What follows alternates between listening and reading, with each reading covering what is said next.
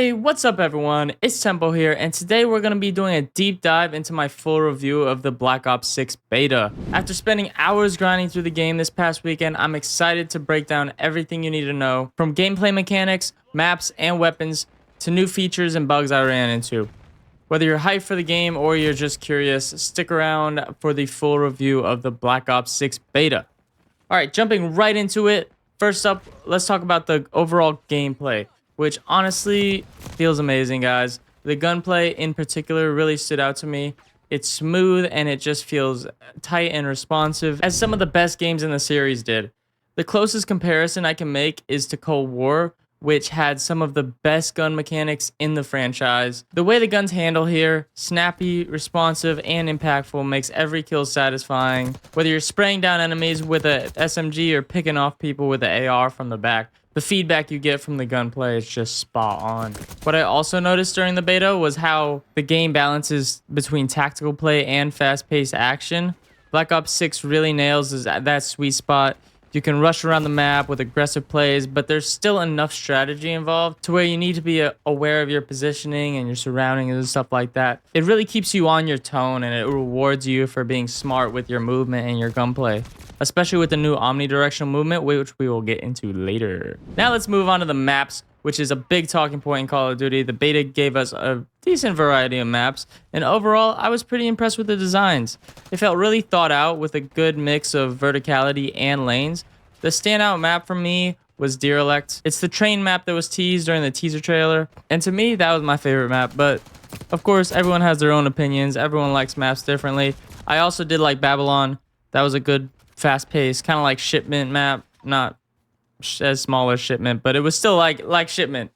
The map designs in general seem to strike a good balance between open spaces for range gunfight and tighter areas for close quarters. I'm excited to see the other maps and play on the other maps that they have in store for the final release. But overall for the beta, I give the maps an A minus.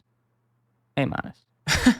Now let's talk about some new features, which are probably some of the biggest changes we've seen in any Call of Duty game in a while. The first one, and I'm pretty sure needs no introduction, is the omnidirectional movement. Obviously, this mechanic lets you sprint, slide, dive in any direction. I'm sure you've heard this 100 times already. But getting the gameplay down, I wasn't really too sure about the omnidirectional movement. I thought it was going to be, kind of hard to get under your fingertips and actually learn it, but surprisingly it's pretty easy. You just, instead of sprinting only forward, you can sprint side to side, slide backwards and stuff, which sliding backwards, I still don't understand how that works, but it's in the game, so I don't know. Yeah, but the omnidirectional movement, I was really surprised with how easy it flows, and it's not as impactful to the gameplay experience as I thought it was gonna be. But it's still something new you can get the hang of and stuff. Second, less big, but still big new feature was the body shield mechanic. Now, this one was pretty wild, and if you've been on TikTok or YouTube Shorts, you've definitely seen some clips of this. But essentially, you can grab a human shield like this and just like run around with them and use them to absorb bullets for you. And also, you can talk to them, which I don't know if this is going to be in the final game because it kind of went a little rough with all the, trash talking and stuff, but essentially you can hold them, and when you're holding them you can talk to them, which is pretty fun. But I don't know if they're gonna keep that in there because people ruin it for everyone.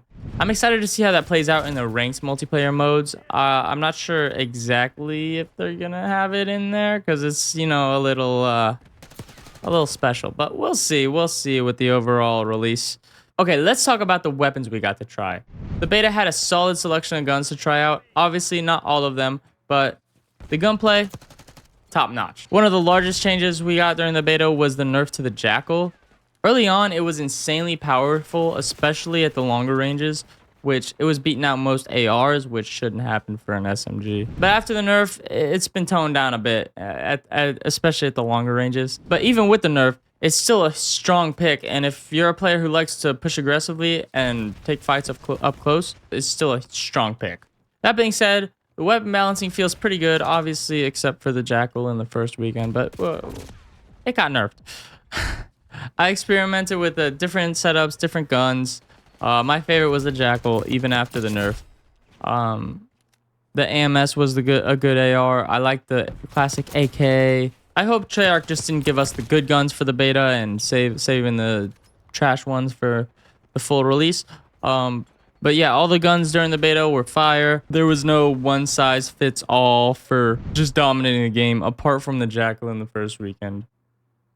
It got nerfed. All right, now for the part of every beta review needs to address is the bugs and the glitches that came with the beta. Obviously, changes are imminent with the full release, so take everything I say here with a grain of salt. I did experience some packet bursts, and on Twitter I've seen a lot of people say the same thing. You know, it is what it is. It's a beta, so you know there's gonna be those. I just hope they can fix that within the final release. Outside of that, the bugs were pretty minor, nothing game breaking. I'm sure all the bugs that we saw in like the menus and stuff will all be fixed for the final release. So I really don't think there's anything to worry about. Overall, it felt really solid and it felt like everything moved smoothly. But yeah, obviously it should improve within the final release, so we'll have to wait and see. So what's my overall verdict for the Black Ops 6 beta? Honestly, I'm feeling pretty good about this. The gameplay's solid, the maps are fun, and the new features really add something fresh to the experience. Of course, as with any beta, things could change between now and the full release, but I can't imagine that things would get worse. I can only imagine things get better. But Treyarch has surprised me before with that, so we'll have to wait and see. There's still a lot of time for Treyarch to make changes, especially with all the feedback they've gotten from the community over this beta. And I'm curious to see what changes they make before launch. I'm optimistic though. If they continue to refine the gameplay and smooth out rough edges, Black Ops 6 could be a huge hit, as every Call of Duty game is. I mean, even Modern Warfare 2, which has some of the worst multiplayer ever, people still played it. I still played it. Not that much, but I still played it. If you've played the beta, make sure to let me know in the comments down below what you thought of it, your first impressions, your final review.